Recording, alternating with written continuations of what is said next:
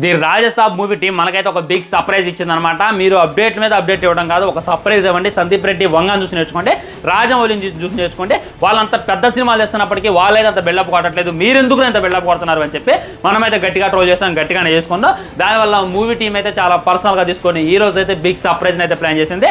అవును, రాజసాబ్ ఫస్ట్ సింగిల్కి సంబంధించినటువంటి ప్రోమోని అయితే రిలీజ్ చేసింది అనమాట. రాజా ఏ స్వాగ్ బంపర్, రాజా ఏ స్టైల్ సూపర్ అని చెప్పి బంపర్ అని చెప్పి ఒక ప్రోమోని అయితే రిలీజ్ చేసింది. నిజంగా భయ్య ట్యూన్ మామూలుగా లేదు, మ్యూజిక్ మామూలుగా లేదు, వేరే లెవెల్ అంటే వేరే లెవెల్ అనిపించింది.